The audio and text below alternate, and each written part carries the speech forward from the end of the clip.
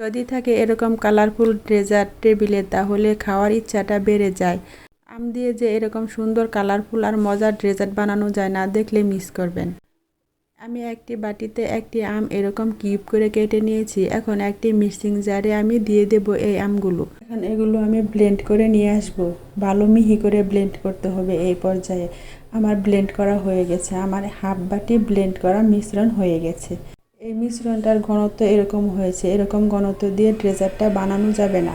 তাই এখানে আমি পানি অ্যাড করে এই মিশ্রণটাকে পাতলা করে নেব। আমি একটি কড়াইয়ে এই মিশ্রণটা ঢেলে দিলাম। আমার অর্ধেক বাটি আমের মিশ্রণ হয়েছে। আমি এখন এই এক বাটি দিয়ে পানি দিয়ে পাতলা করে নেব। এই মিশ্রণের মধ্যে আমি এক বাটি পানি দিয়ে দিলাম। এখন আমি হাফ কাপ চিনি দিয়ে দেব। আমটা যেহেতু আমার মিষ্টি আছে তাই আমি হাফ কাপ চিনি দিলাম। এখন এক চামচ আমি আগার আগার পাউডার অ্যাড করে দেব। এখন একটু নেড়েচেড়ে মিশিয়ে নেব এই পাউডারটা, যাতে আমের মিশ্রণের সাথে ভালো করে মিশে যায়। এখন অল্প পরিমাণে লবণ দিয়ে দেব। লবণটা দিলে টেস্টটা বাড়ে, তাই লবণটা দিয়ে আমি আবারও নেড়েচেড়ে মিশিয়ে নেব। এখন চুলায় চলে যাব। চুলায় আমি অল্প আঁচে এগুলোকে ভালো করে 2-3 বলক তুলে জাল করে নেব। আমার এই মিশ্রণটা জাল করা হয়ে গেছে। এখন আমি এরকম একটি বাটিতে এই মিশ্রণটা ঢেলে দেব।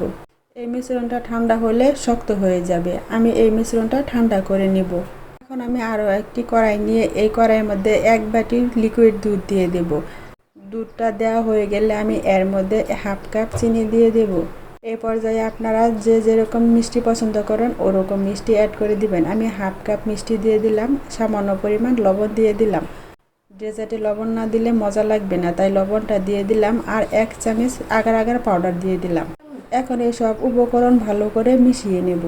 মিশানো হয়ে গেলে আমি চুলার আঁচটা অল্প দিয়ে আমি এগুলোকে 2-3 বলক দিয়ে ভালো করে জাল করে নেব।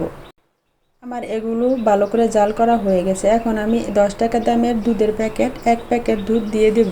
দুধটা দিয়েও আমি আবারও নেড়েচেড়ে মিশিয়ে নেব। দুধটা দিলে এই ডেজার্টের স্বাদটা বাড়ে, তাই আমি দিয়ে দিলাম। আমার আমের মিশ্রণটা শক্ত হয়ে গেছে, আপনারা দেখে বুঝতে পারছেন। এখন আমি একটি ধারালো ছুরির সাহায্যে এগুলো কেটে নেব কিউব কিউব করে। আমি কিভাবে কেটে নিচ্ছি আপনারা একটু খেয়াল করলে বুঝতে পারবেন। এভাবে কেটে নিতে হবে। যত ছোট ছোট টুকরা করা যায় ততই এই ডেজার্টটা ভালো হবে। আমি ছোট ছোট টুকরা করে কিউব করে কেটে নিচ্ছি। আমার কিউব করা কাটা নেওয়া হয়ে গেছে। দেখে বুঝতে পারছেন কতটা সুন্দর হয়েছে। এমনিতে এগুলো খাওয়া যায়, অনেকটি টেস্ট। এখন এগুলো সাইডে রেখে আরেকটি বাটি নিয়ে নেব। এই বাটির মধ্যে এই কিউব করা আমগুলো আমি দিয়ে দেব। এই আমগুলো দিয়ে আমি গরম গরম যে দুধটা আমি জাল করে রেখেছি ওই দুধটা ঢেলে দেব। ঢেলে দিয়ে আমি নেড়েচেড়ে মিশিয়ে নেব যাতে নিচ পর্যন্ত দুধটা যায়। 1 ঘন্টা ঠান্ডা করে নেব। 1 ঘন্টা পর আমার এই ডেজার্টটা সেট হয়ে গেছে ঠান্ডা হয়ে। এভাবে নর্মাল ফ্রিজে রাখলে আরও ভালো হয়। আমি এটা উল্টে আপনাদেরকে দেখিয়ে দিচ্ছি কতটা কালারফুল ডেজার্টটা হয়েছে।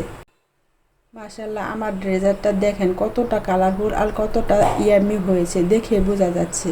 এরকম ডেজার্ট যদি টেবিলে থাকে তাহলে খাওয়ার ইচ্ছাটাই বেড়ে যায়। এইভাবে যদি আম দিয়ে আর দুধ দিয়ে মজার ডেজার্ট বানানো যায়, আপনারা না বানালে বুঝতেই পারবেন না।